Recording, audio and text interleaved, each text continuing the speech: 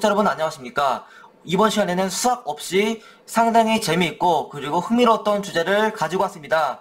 이제 아주 더운 여름인데요. 이럴 때는 바다가 아주 최고입니다. 그러나 우리가 바다를 가다 보면은 보통 해운대, 광안리 혹은 부산 송정을 같은데요. 문제는 해운대하고 광안리는 물이 굉장히 따뜻한 반면에 바로 옆에 있는 부산 송정 해수욕장이나 혹은 부산 일광 해수욕장은 물이 너무 차가워서 깜짝 놀란 경우가 많습니다. 그러면 과연 이 바로 근처에 있는 해운대하고 송정 해수욕장 간의 수온 차이가 왜 이렇게 극심한지를 제가 이번 시간에는 연안 용성이 무엇인지를 설명하면서 같이 설명해 보겠습니다. 개봉 박두!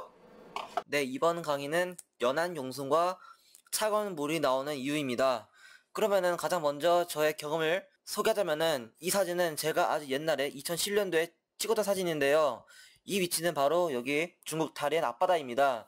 당시 보시면은 이 다롄 앞바다 경우에는 원래 위도가 높다 보니까 7, 8월달에도 굉장히 차가웠던 기억이 있습니다. 그러나 이렇게 고위도 말고도 저위도인 부산에서도 상당히 물이 차가워서 제가 놀란 기억이 있는데요. 지금 이 사진은 부산 해운대지만 제가 2015년도에 부산 송정에서 수영했을 때 물이 너무 차가워가지고 제가 거의 물에 못 들어가고 모래사장에서 놀았던 기억이 있습니다.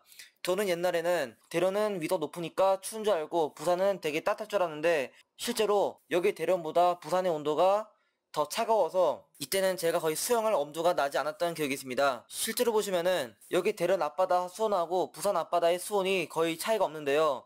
이렇게 위도 차이가 거의 4도나 나는데도 불구하고 수온이 비슷하거나 혹은 부산의 수온이 조금 더 차가운 이유를 다뤄보겠습니다. 심지어 여기 우리나라보다도 이곳 바레만의 수온이 훨씬 더 높습니다. 그 전에 질량 수송이랑 에크만 수송이 무엇인지 알아보겠습니다. 만약에 바다가 이렇게 있을 때 바다 위로 바람을 불게 되면은 이러한 바람 응력에 의해서 해수가 밀림에 따라 풍향 기준으로 45도 각도로 점점 45도 각도의 해류가 발생합니다. 그래서 이렇게 점점 해류가 발생하는데 수심이 깊어질수록 해류의 방향이 점점 나선 형태로 바뀌는데 이러한 나선을 바로 에크만 나선이라고 합니다. 제가 저번 시간에 대기에서의 에크만 나선도 가르쳤었는데요. 이에 대한 자세한 정보는 상단을 클릭하시기 바랍니다.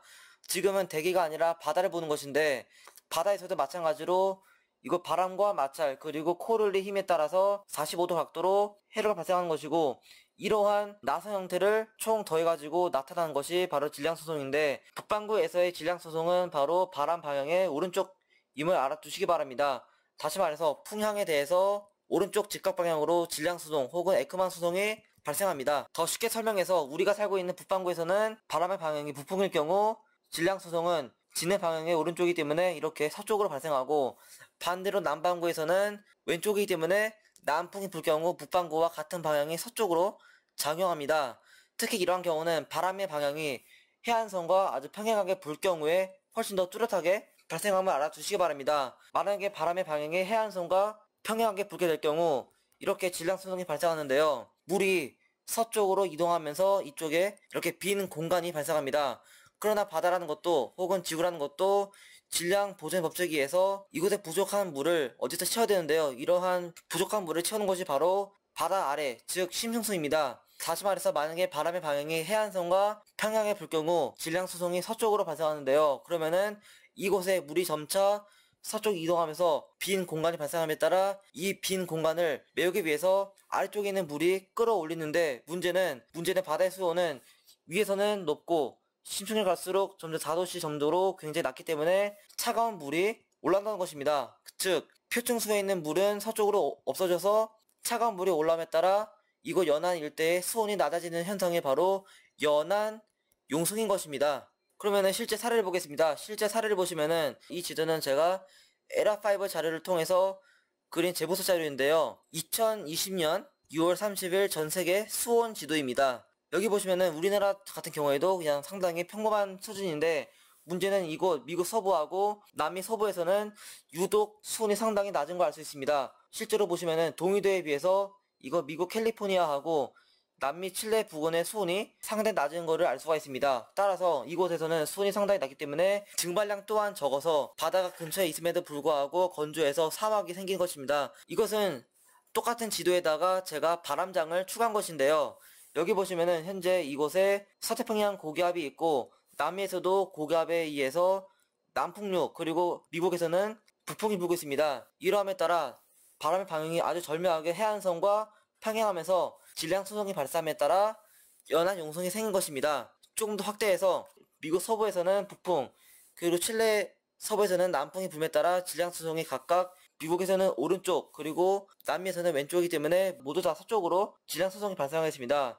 이에 따라 이곳에 물이 점차 빈 공간이 생기면서 바닷속 깊은 곳에서 물이 올라옴에 따라 연안 용성이 발생하면서 수온이 상당히 낮은 것이고, 이렇게 수온이 낮음에 따라서 캘리포니아하고 미국 그리고 남미 칠레에서는 여름철에 상당히 서늘함에 따라 건조하고 살기 좋다고 합니다. 대신에 비가 거의 오지 않고 습도가 워낙 낮아서 산불이 발생할 위험이 높다는 점을 알아두시기 바랍니다. 그리고 한반도 사례입니다. 우리나라 같은 경우에는 남서풍이 불 때 부산하고 포항 일대에서 불 수가 있는데요. 이렇게 남서풍이 불면은 이곳 부산하고 포항 앞바다의 해안선이 남서풍과 평행하게 불면서 이곳 일대에서 즉 해운대를 제외하고 송정부터 기장, 포항 일대에서 연안 용성이 발생함에 따라 제가 전에 수영했던 송정 해수욕장에서는 수온이 매우 낮기 때문에 굉장히 물에 들어가기 힘들 정도로 추울 것입니다. 네, 그렇게 이번 시간에는 에크만 수송이랑 연안 용성이 무엇인지 알아봤습니다.